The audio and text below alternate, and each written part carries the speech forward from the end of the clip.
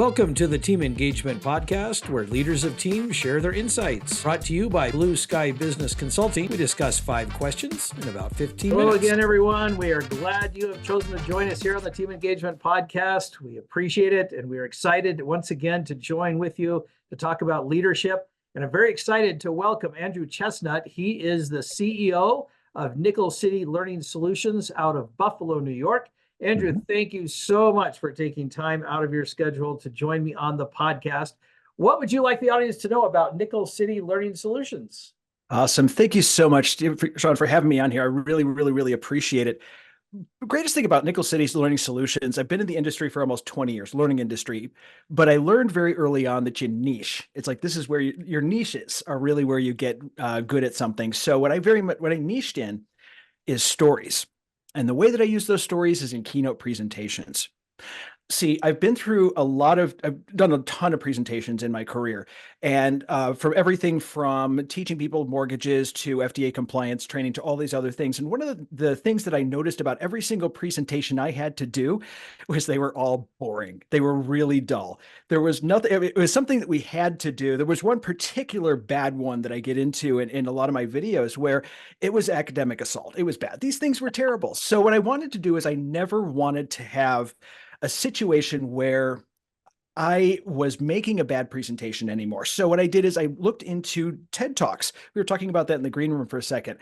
I looked into TED Talks. I wrote one for my mother and fell in love with telling stories and helping entrepreneurs to tell their stories through keynote presentations. And so that's really where my niche is keynotes. So I've done a few TED Talks as well, but mainly just, people walking up on stage and hearing awesome stories, connecting with your audience and being able to do that through stories. So that's my niche. That's what I'm really good at. I love doing it. I've been doing it for a number of years now, and that's my thing. That's my ninja skill. Such a big difference if somebody can present really good content but have some stories around it. So it's fantastic. I'm glad you're doing that. It's good to know you're kind of that the man behind the curtain a little bit. You're helping them look really good, but you're the wizard behind the curtain there. So I like it. I like to think so. I appreciate it. That's great.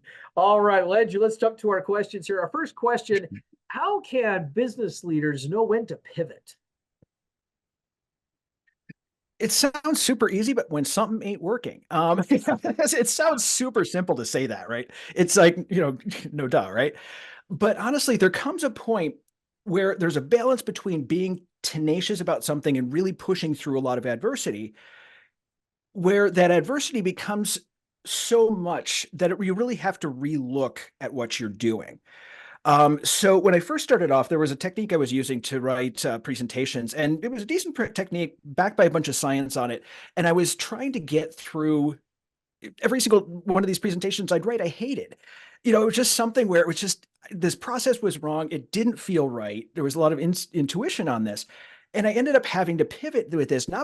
So it wasn't necessarily that I was doing something wrong. It wasn't necessarily that I was I just needed to push through it. I call it embrace the suck. I just have to push through the suck and get done with it, right? Yeah. There was something really fundamentally wrong with what I was doing. I felt it in every bone in my body, and I needed to say, okay, let's step back for a second and see what's going on and see where this is. And after some self-analysis and some kind of looking at the processes going, nope, I need to pivot this. And I did. I use a completely different process now, and it's much easier. I'm in my zone. I love writing the presentations. I get to a point where I'm just you're in your flow state, and you're just, you're doing what you love. So I would say, as far as pivoting is concerned, if something is really sucking, step back, take a look, see if there's something that you can change, or if, and it's kind of see where you're at on that spectrum. Are you in the suck and you just need to go through it? Or is this something that really you need to look at again? So great advice. And I appreciate you sharing the story too, and being a little bit open about sometimes we all have those moments where hey, look, this just isn't working. So I appreciate that. Good. All right. Question number 2. First of all, share one of your company's core values, and especially spend a little bit of time talking about how that core value helps you make decisions in your business. Sure. As far as one of our core values that really is pertinent here is our job is to edify our speakers. And what I mean by that specifically is We are there to make people look as good as they can. Everyone can go back in their minds to a specific presentation they saw, and you knew the person was brilliant. Actually, let me start with a bit of a story on this here because that's my thing. I remember seeing a meme a long time ago that said, you ever been in the presence of somebody who was brilliant but couldn't communicate to save their lives?" And the response to that was, "Have you met an engineer?" Now, I grew up with a long line of engineers, so absolutely no offense intended to any engineers. No. Right. But if you think about it, that is a communication is a big skill set. There are a lot of people out there with these amazing stories, with these products that will change lives, with these things that they need to get out to the world. And for me, that's one of my passions, is being able to help people to take that to the world, to be able to communicate, to be able to spread it effectively, and to be able to build a tribe and get themselves to where they need to be. And I say it intentionally, they need to be, they need to get out, they need to spread this story.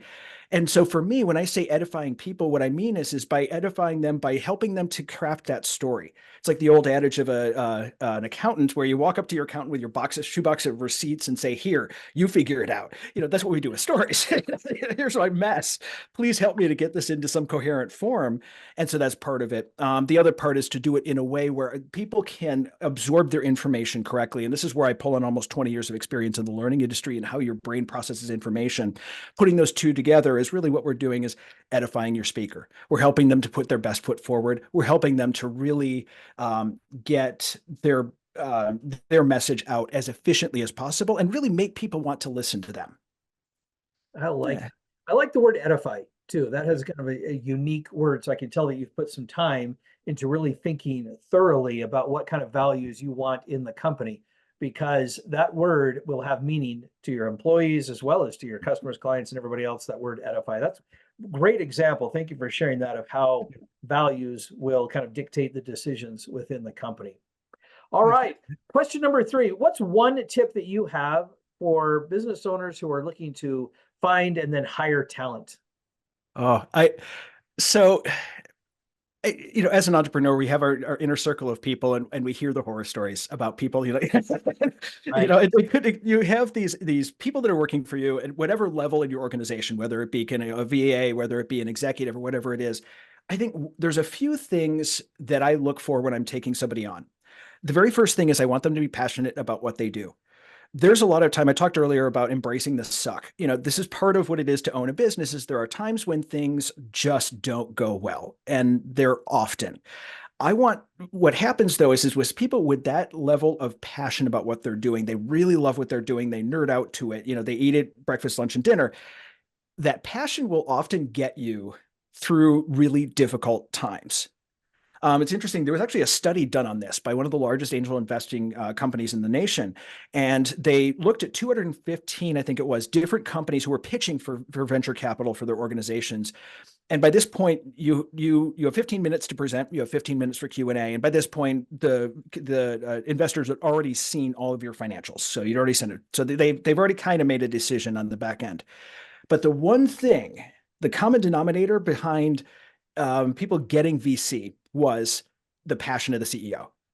How passionate they were about what they did, because they knew that was going to happen, and that they knew those were the CEOs that were going to make it through the difficult times. And for me, that's what I look for, is somebody who is passionate about what they do. I am incredibly passionate about what I do, and I want people with that same level of passion around me, because that's also, it leads to innovation. It leads to a fun work environment. When you get a bunch of nerds nerding out to something they love, it's an awesome experience.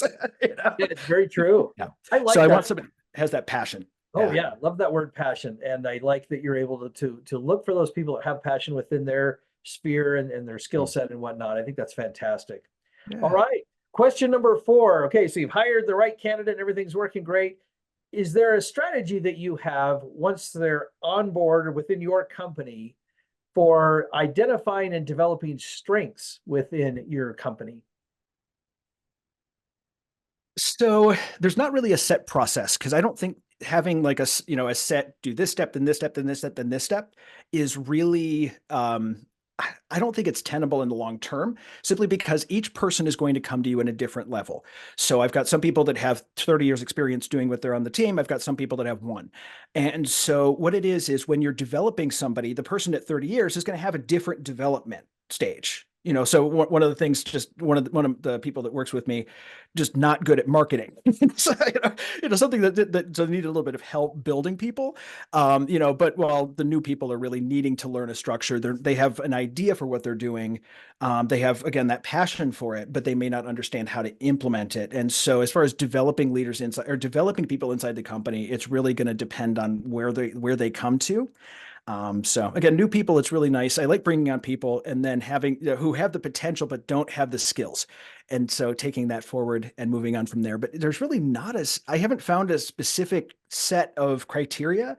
It's sort of being able to identify somebody's passion, being able to identify that somebody is really good at what they do, and then working with them as a mentor to be able to pull them kind of forward and kind of help them to level up.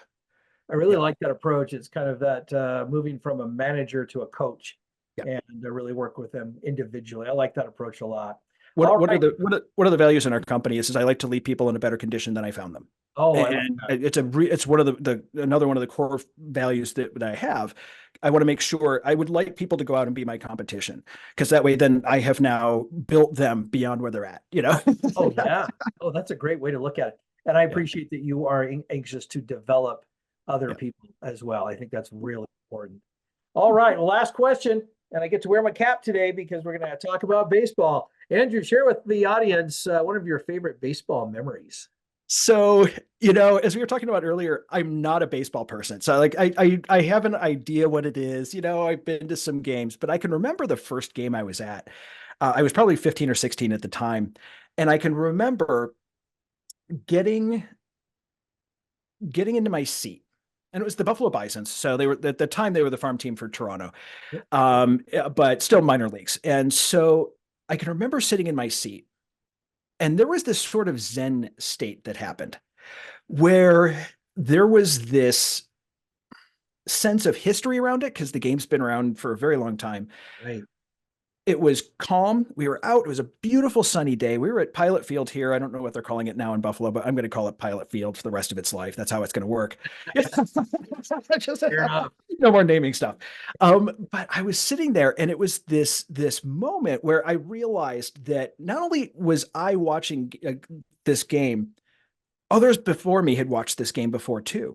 And there was this interesting sense of just history and calm, and it was great. So if I get really stressed out and I want to, baseball is one of the things I go to. Again, I couldn't tell you anything about any stats, any of the players. It's more the experience of just being there on the field in the bleachers full of a bunch of people, just in a Zen-like state. It's great. I love that. Yeah, I know the feeling because there is something unique about baseball of all of the major sports. Yeah. There is something unique about it. And it's difficult to put a real clear description on it other than I think Zen-like in that you're there. It is America's pastime. And it gets very exciting at times, but most of the time you're just kind of sitting there relaxing. It's a summer sport, so you get to enjoy most of the time, at least some nice weather. So that's a great story. And it's different than the other sports we have here. I think we're legally required to be football fans. That's kind of how we roll. But it's one of those things where, football is this very, very, go, stop, go, stop, go, stop, sort of a game. Hockey is a full contact sport. We used to have t-shirts here at Buffalo that said "Give blood, play hockey." It's totally different, very aggressive sport. Yeah. Baseball has this sort of it has this kind of mellowness to it that I really appreciate. Influence. Yeah, no, it really does. I love that. It's a great way to describe it. So thank you for sharing that, and thank you again for taking time to be on the podcast today. Andrew, how can people get a hold of you? So you can get a hold of me. You can either by email, go to andrew@goncls.com. You can reach out to me that way. Or what I'll do is I'll leave you with a link. I actually have a document that gives the 5 things that I've seen go wrong in presentations and how to fix them. And so something else, I'll give that away as my give to your audience. So that way, they'll have something that they can kind of take a look at and go, okay, let me check this against some sort of a litmus test to see if my presentation passes muster with these things. There's just like the 5 most common things that I have seen go wrong with presentations. So I want to give that away as some value to your listeners, so that way you guys will have it. How do they get that? The website? I'll give you guys a link, and you can just download it from there. Yeah. Fantastic. Thank you so much. And thanks to everybody who joins us every week for the Team Engagement Podcast. We're always excited to talk about leadership and teams. Thanks so much for joining us and have a great day. This is Sean Richards with the Team Engagement Podcast, where leaders of teams share their insights. For more ideas, go to teamengagementpodcast.com. We also invite you to follow or subscribe to our podcast wherever you may be listening or watching. Is your business thriving? Go to tbs-score.com to find out. Thanks for joining us today. Have a great day.